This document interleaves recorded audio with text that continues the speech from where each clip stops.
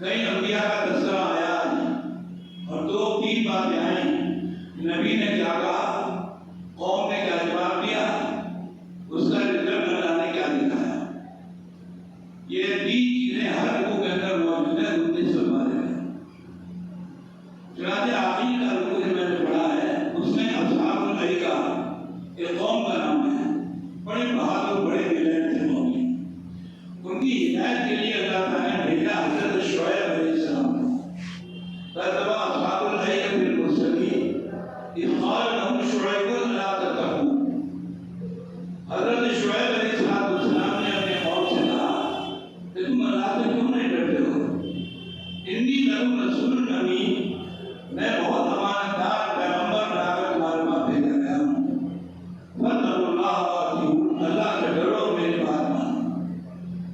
اور پھر فرمایا وَمَا أَرْسَلْتُكُمْ عَلَیہِم مِّنْ حَافِظٍ، البتہ میں ان کا کام جو دعویٰ کر رہا ہوں، میں ہاتھ پھیلا کر کے یا اپنی جھولی پھیلا کر کے تم سے کچھ مانگ تھوڑی نہ ہوں. نہ مجھے ہدایت چاہیے، نہ تحائف چاہیے، نہ مزدوری چاہیے. ان اجری کا انکار کرنا میری محنت کی مزدوری کو اللہ کے پاس ہے.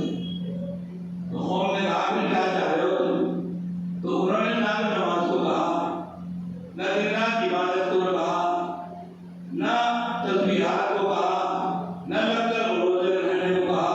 قرآن کریم اور دین کیونکہ پوری دنیا کے اندر، پوری انسانیت کے اندر ہدایت کے پیغام لے کر آتا ہے، تو انہوں نے سب سے پہلا یہ کام کیا کہ دیکھو میری بات مانو، اور بھول گئی اپنی توڑ ٹھیک رکھو. جو کام بھی تم کرتے ہو، کوئی سبزی کا کرتا ہے، کوئی غلے کا کرتا ہے، کوئی پھلوں کا کرتا ہے، کوئی گوشت کا کرتا ہے، اور سب میں توڑ چلتی ہے. حضرت شعیب علیہ السلام نے کہا او بھول گئے، اپنی توڑ بالکل ٹھیک رکھو.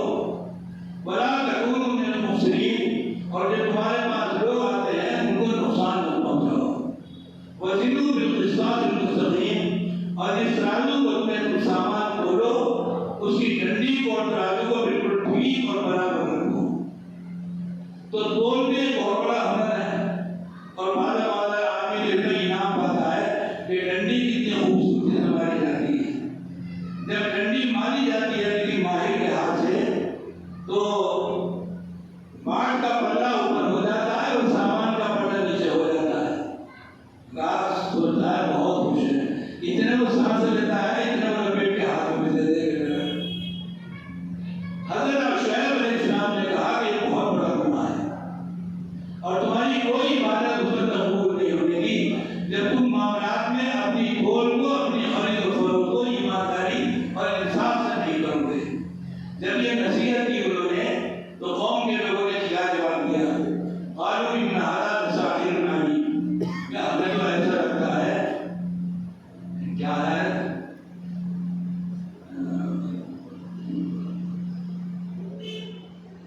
قالوا انما انت من المسحرین. غور سے سننا قوم کیا کہتی ہے اپنے پیغمبر کو، ہمیں ایسا لگ گیا تمہارے اوپر کسی نے بھاری جادو کرا دیا.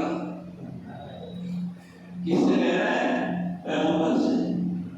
وہ پیغمبر جو روئے زمین پر، آسمان کے نیچے، پوری دنیا کے اندر اس سے بڑا، اس سے عظیم، اس سے زیادہ قابل احترام کوئی انسان نہیں ہوتا، اس کو قوم کے لوگ کیا کہہ رہے ہیں؟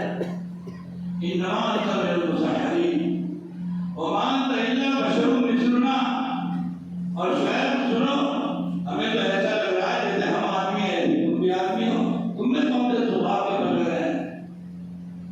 انہوں نے پھر سمجھایا کہ ایسا مت کرو، مگر وہ نہیں مانے. تو اللہ تبارک و تعالیٰ نے ارشاد فرمایا، یہ ہو گئی دونوں کی گفتگو. پیغمبر نے کیا کہا اور قوم نے کیا جواب دیا، اس پر اللہ تعالیٰ کی طرف سے کیا رزلٹ آیا، کیا نتیجہ آیا. فرماتے ہیں ہم نے ان کی حرکتوں کے اوپر اور ایک جواب کے اوپر صاحبان کا عذاب بھیجا. صاحبان کا کیا مطلب؟ مفسرین نے لکھا ہے کہ پہلے اس قوم کے اوپر اللہ تعالیٰ نے گرمی نازل کی. اتنی گرمی نازل ہوئی، لوگ بے حال ہو گئے، تڑپنے لگے، پورا جسم لال ہو گیا، دانے نکل آئے، بیمار ہو گئے. جب برداشت نہ رہی گرمی تو پھر اللہ تبارک و تعالیٰ نے